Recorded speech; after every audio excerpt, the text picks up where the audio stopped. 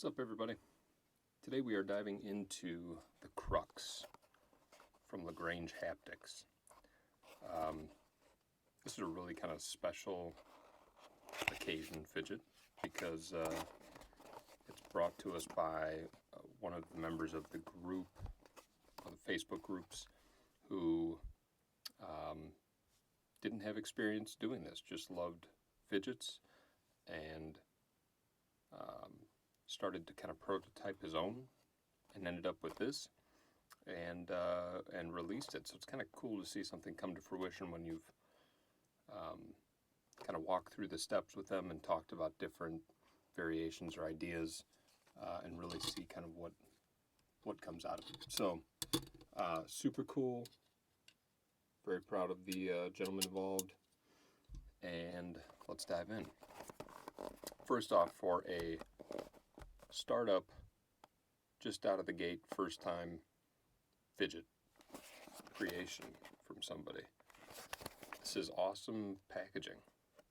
So I got number 15 of the polished stainless steel.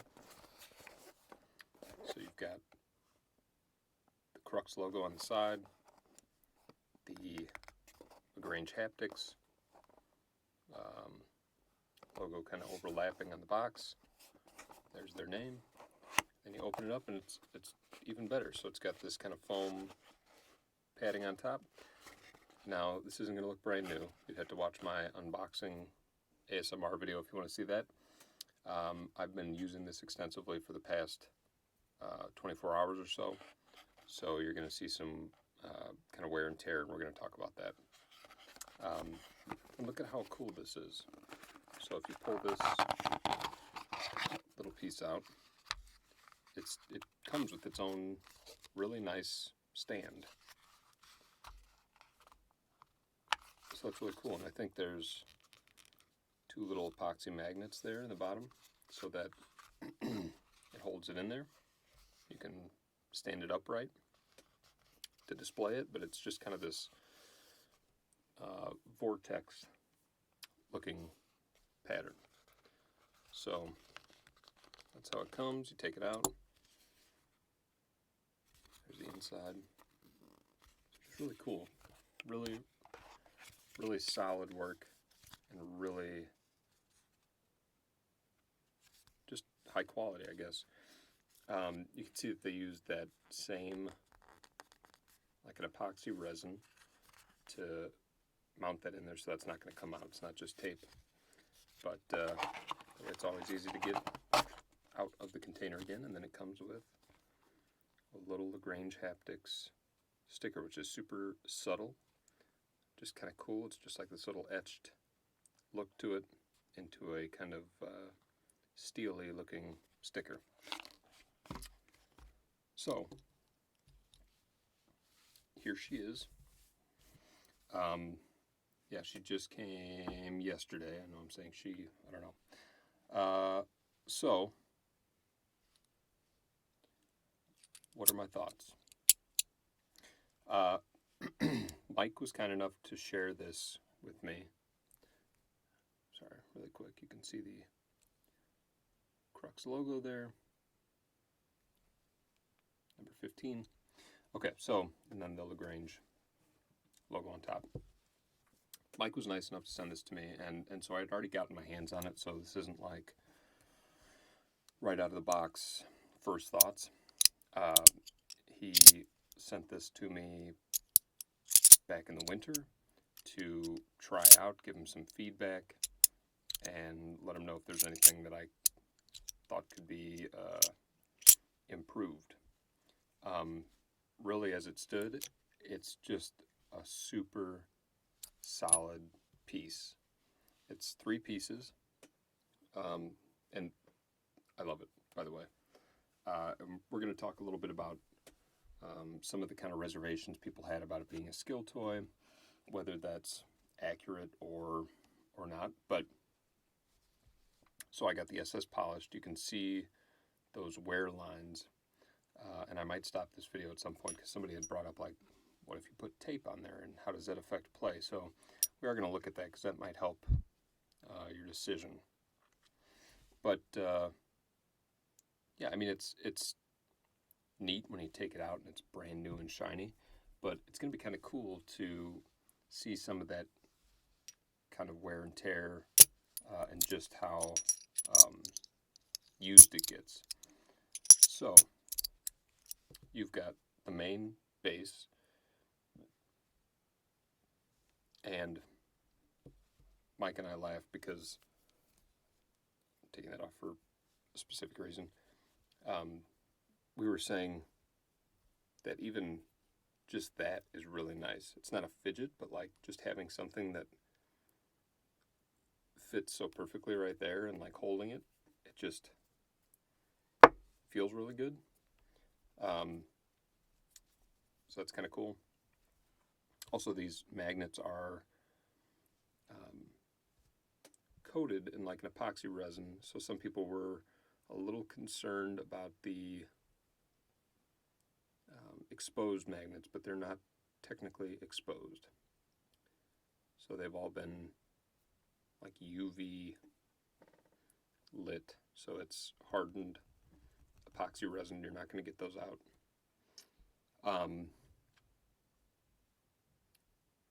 So here's the base, right? And then you've got two separate pieces. So we're going to talk a little bit about at least how I'm going to use it, not necessarily so much about how I'm seeing other people use it, but here's what I do with it. Number one, you get this kind of elongated slider where you can go up, all the way down, turn it. I mean, I'm excited to see some people get it in their hands who are a little more skillful, because I'd love to see some like crazy quick motion action fidgeting with these. That's not going to be anything you're going to see from me. That's about as fast as it gets right there. But that is super satisfying on its own. Right, so if you get the magnet on magnet, you're going to get more strength. If you want to be a little more subtle, you've got this bottom part where they're still magnetized, but a little less so because it's not going to be magnet on magnet contact. So you get a little subtler feel.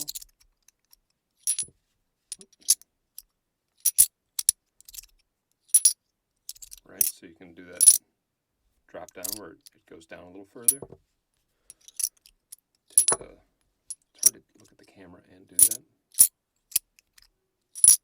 There you go. Yeah, so it is satisfying to like get those just right. So if, let's say you didn't even want that piece and you're like, I'm gonna go out to dinner somewhere and I don't want to carry something which is not large, but it's stainless steel, so it does have a little heft to it. You can just take this with, and you get a miniaturized version. So you're getting like multiple fidgets in one. Some people had reservations about the price point for a stainless steel piece, but you also have to understand that these guys are literally making these with the first timers. So I mean, Mike was doing all this out of his house. He had somebody machine it, but then he's got his desk set up, and he's literally placing each magnet individually, doing the epoxy resin. I mean, all these are so handcrafted that it's going to be a little pricier, but it's worth it. So I prefer this orientation for sliding, because you kind of get your finger locked in that groove. And then it's almost, I don't want to compare it to anything, but it's got that curvature like a Wanwu Riot Shield in a way, where that's a little different because there's a skill to it just in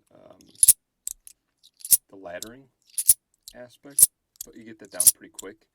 I'd say right out of the box, you might move this around and be like, what the hell? You know? And be trying to like do the stuff you do on other sliders and try to ladder that way. It's not going to work that way. So you do have to learn kind of a specific way to move it. But it's really a satisfying piece, and it's got a good sound. Just that metal on metal.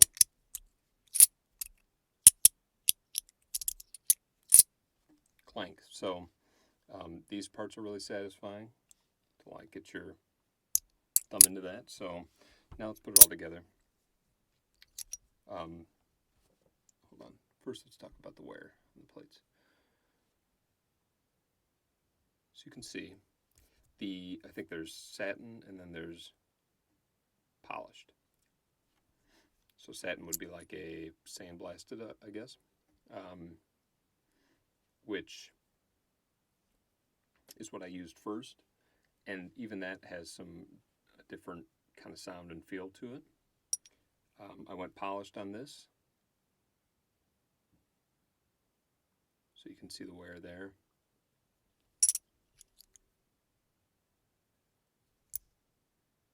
A little bit of wear on that face from doing this, which gets you a subtler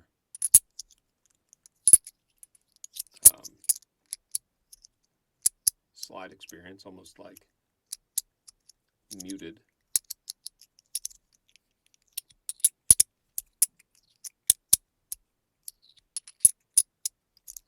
But so you get a little wear on that front part,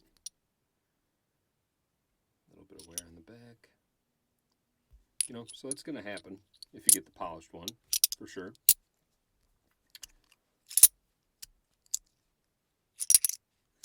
So let's back it up a little bit and let me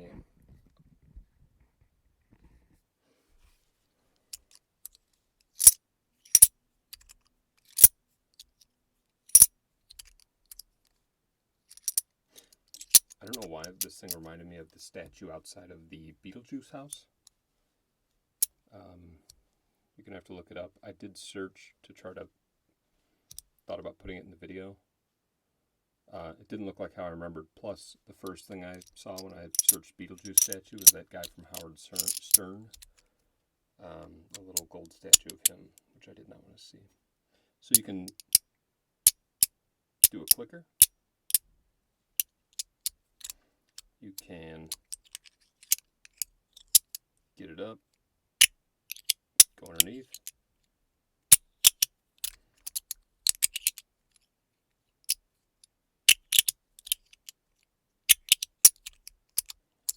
Sorry about the levels on that one. That might get a little noisy in the microphone.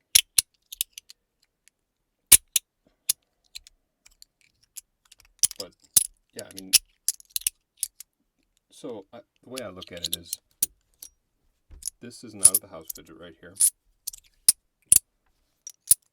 This, to me, the triple stack, is a couch fidget.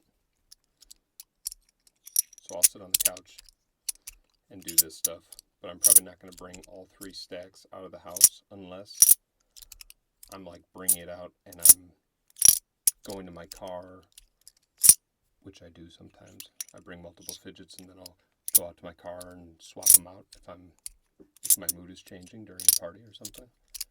Good Lord. Or I'll bring it out like this. That's also not out of the houser.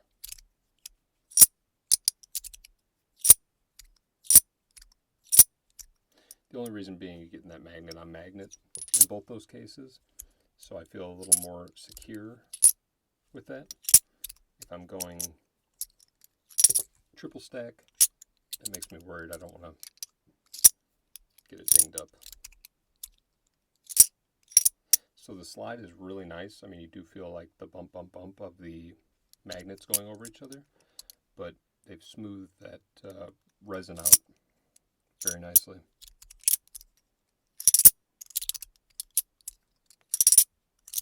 It's satisfying. I mean, I like it. It's not perfect every time, right?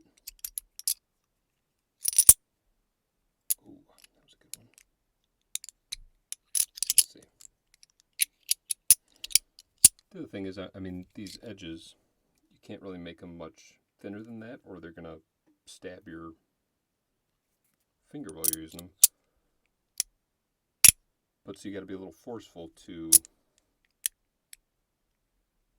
get underneath, you know. But it's not impossible, and it's satisfying when you do it.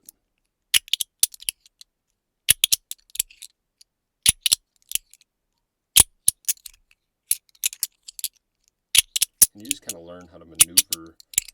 So like if I accidentally go up too far with one of them, right, like that, you learn to maneuver it where you take this one past, turn it, and push that one back down, bam.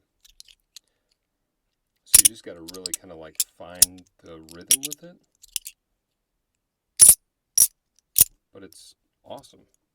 And it's just multiple variations.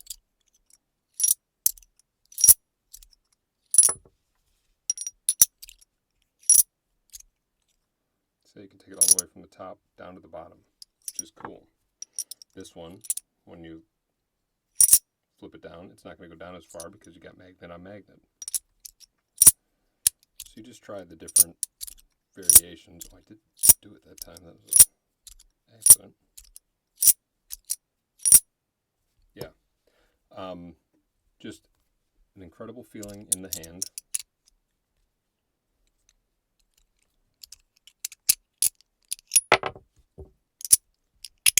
Really fun.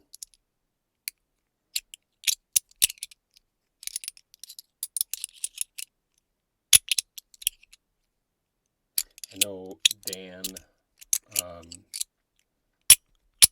Bruner, he's a little worried that it was maybe too random for him. I think this was the one. And Dan, that may be so. You know, I think there are some parts of it that are a little random and maybe not as, I don't want to say refined, because it is a really well thought out engineered piece, but it doesn't have like, you know, it's not a I don't know, like a wrapped slider where you're going to be like, and there are so many options that it might seem random, but its play ultimately is not. It's pretty defined, but just a lot of variations, a lot of different things you can do.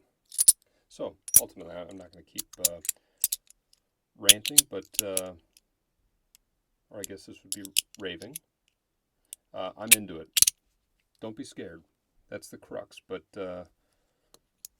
it is a little bit of a crux when you first get it, right? A bit of a problem to solve, where you kind of have to figure out your rhythm with the piece, and you've got to figure out what orientation you enjoy most. My go-tos are that one. That's just super satisfying. And this one. So it doesn't take much skill to move this up and down, you know? People do that all the time. And this is simply a subtle push to the side.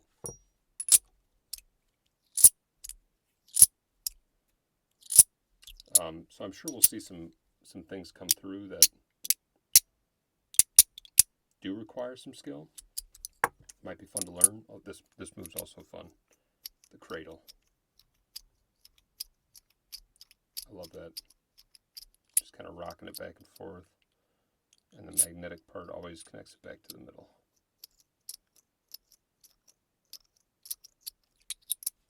Also fun. So, ladies and gents, that is the Crux. The name alone took so long to figure out. I wanted to go with the cradle. Mike thought it was a little too baby. That kind of looks like a monkey. He didn't want to do anything monkey related, I don't think. He's got something with monkeys. ultimately they came up with Crux. That was on the short list of cool sounding names, and it is kind of a little, I don't want to say problem, but it's something to be solved. So there we go, the Crux. Nicely done, beautiful piece.